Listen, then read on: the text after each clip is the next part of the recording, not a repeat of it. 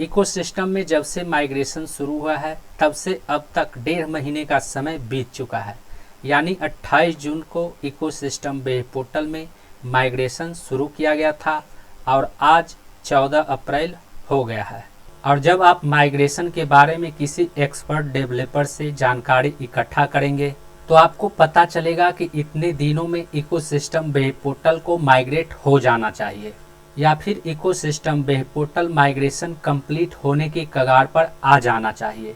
लेकिन ecosystem web portal में ऐसा क्या किया जा रहा है जिसके कारण इकोसिस्टम वेब पोर्टल अभी तक कंप्लीट नहीं हुआ है? तो आज के इस वीडियो में हम इसी टॉपिक के ऊपर बात करने वाले हैं। नमस्कार दोस्तों, मेरा नाम है मंटन शर्मा।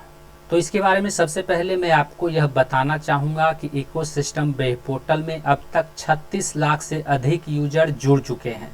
तो इन सभी यूजर का डेटा को एक प्लेटफॉर्म से दूसरे प्लेटफॉर्म पर मूव करना थोड़ा सा चुनौती भरा है। साथ ही इकोसिस्टम वेब पोर्टल में माइग्रेशन के अलावे नए फीचर को ऐड करने का काम चल रहा है।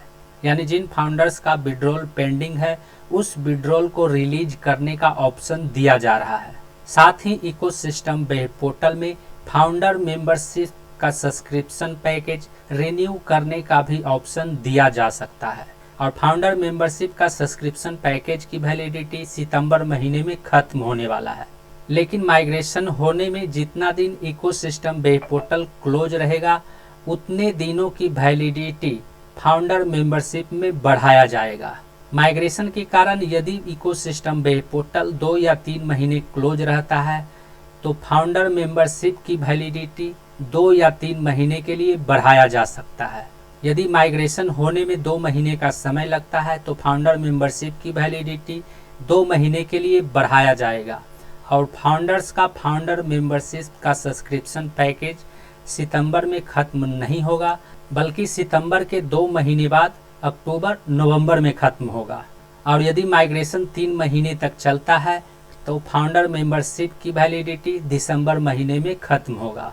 और फाउंडर मेंबरशिप की वैलिडिटी खत्म होने के बाद जिन फाउंडर के इकोसिस्टम अकाउंट में $97 मौजूद है उन फाउंडर्स को अपने फाउंडर मेंबरशिप की वैलिडिटी को रिन्यू करने के लिए $97 अपने अकाउंट से पे करना होगा। यानी फाउंडर को अपने जेब से पैसे लगाकर फाउंडर मेंबरशिप की वैलिडिटी नहीं लेना है। उनके इकोसिस्टम अकाउंट के वॉलेट में जो $97 मौजूद है उसी $97 से अपने फाउंडर मेंबरशिप की वैलिडिटी को बढ़ाना है। और जिन फाउंडर्स को वो कनेक्ट का सब्सक्रिप्शन पैकेज सेल करने से अर्निंग हुआ है उन फाउंडर्स को उस अर्निंग से अपने फाउंडर मेंबरशिप की वैलिडिटी को बढ़ाना होगा। और जिन फाउंडर्स ने अपना अर्निंग अपने बैंक अकाउंट में विड्रॉल कर लिया है उन फाउंडर्स को अपने फाउंडर मेंबरशिप की वैलिडिटी लेने के लिए अपने बैंक अकाउंट से रकम को ऐड करना होगा। यानी उन्हें अपने जेब से पैसे खर्च करके फाउंडर मेंबरशिप की वैलिडिटी को बढ़ाना होगा। तो कुछ इस तरह का फीचर्स और ऑप्शन इकोसिस्टम में ऐड करने की तैयारी चल रहा है, जिसके कारण इकोसिस्टम वेब पोर्टल को लाइव होने में समय लग रहा है। उम्मीद करता हूं इस वीडियो में दी गई जानकारी को आप अच्छी तरह से समझ गए होंगे।